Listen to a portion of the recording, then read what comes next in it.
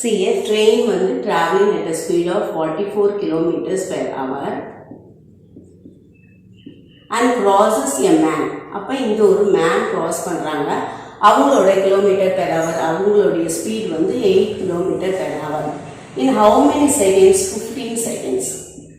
நல்லா கவனிச்சுக்கோ, இது வந்து டைம். அடுத்தது என்ன கொடுத்துருக்காங்கன்னா, அதே ட்ரெயினை பிரிச்சுக்கோம். அதே ட்ரெயினு எவ்வளோ போகுதுன்னு எனக்கு தெரியாது, ஸ்பீடு தெரியாது. But women in the opposite direction and she is traveling at a speed of I don't know and what is then given distance தெரியாது. அது வந்து இந்த 10 செகண்ட்ஸில் அவங்க வந்து கிராஸ் பண்ணுறாங்க ட்ரெயினை. இப்போ நான் என்ன கண்டுபிடிக்கணும்னா, what is the speed in kilometre per hour of the women. இப்போ நல்லா கவனிச்சிட்டோம். இப்போ speed is equal to distance by time. இப்போ நம்ம என்ன பண்ணுறோம், முதல்ல மீட்டர் பெர் செகண்டில் கன்வெர்ட் பண்ணி அதனுடைய ஆன்சரை முதல்ல கண்டுபிடிச்சு distance is equal to speed into time.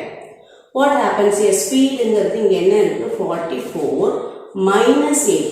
ஏன் 44 minus 8? It is traveling in the same direction.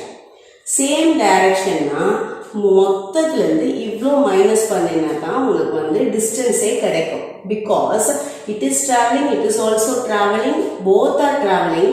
அப்போ அந்த டிஸ்டன்ஸ் எப்படி கிடைக்கும், மொத்தத்துலேருந்து இதை மைனஸ் பண்ணினா தான் இந்த மொத்த டிஸ்டன்ஸ் கிடைக்கும். அதுக்காக தான் 44 minus 8ன்னு போடுறோம். That is nothing but you get as 36. இது 36 கிலோமீட்டர் பெர் ஹவர். அதை 5/18 மல்டிப்ளை பண்ணிங்கன்னா உனக்கு மீட்டர் பெர் செகண்டில் கிடைச்சிடும். அப்போ வாட் இஸ் மை ஆன்சர்? அப்போ 10 மீட்டர் பெர் செகண்ட். இதுதான் வந்து ஸ்பீடு. அந்த ஸ்பீட் இன்டு டைம் வந்து 15. Therefore distance, total distance is nothing but இந்த இடப்பட்ட டிஸ்டன்ஸ் வந்து 150 மீட்டர்ஸ். இப்போ இதே வந்து விமன் ட்ராவல் பண்ணுறாங்க. Women is travelling in the opposite direction. அப்போ இதுதான் 150 மீட்டர்ஸ் டிஸ்டன்ஸு.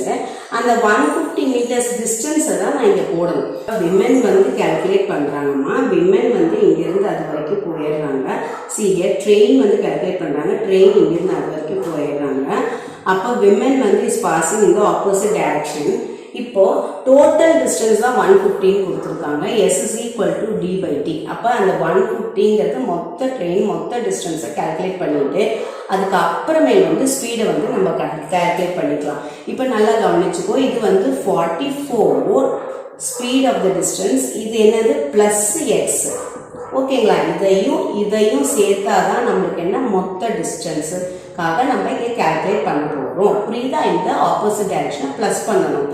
ஆக்சுவலாக அது கான்செப்ட் இதுதான். இது இந்த இடத்துலேருந்து இங்கே வரைக்கும் போகும், இங்கே இடத்துலேருந்து இந்த வரைக்கும் வரும். அப்போ மொத்த டிஸ்டன்ஸ் தான் உனக்கு என்ன வரும்னா, உனக்கு என்ன கண்டுபிடிச்சிருக்கும் 150. அப்போ 150 பை டைம் என்னன்னு கொடுத்துருக்காங்க ராஜா, 10 செகண்ட்ஸ்ன்னு கொடுத்துருக்காங்க. இப்போ 10 செகண்ட்ஸு. அப்போ இது வந்து மீட்டர் பெர் செகண்டில் இருக்குது, இது கிலோமீட்டர் பெர் ஹவரில் இருக்குது. அப்போ நான் என்ன செய்யலாம்னா, இதை வந்து மீட்டர் பெர் செகண்டை கிலோமீட்டர் பெர் ஹவராக கன்வெர்ட் பண்ணிடுவோங்க. ஓகேங்களா? அப்போ இது கன்வெர்ட் பண்ணிங்கன்னா 3. therefore 18 3s are 54. therefore 44 plus xங்கிறது speed of the speed of the women is considered as எக்ஸ்ன்னு வச்சுக்கோ. ஓகேவா? அப்போ x is equal to 54 minus 44. what my answer is 10 kilometer per hour. புரியுதுங்களா?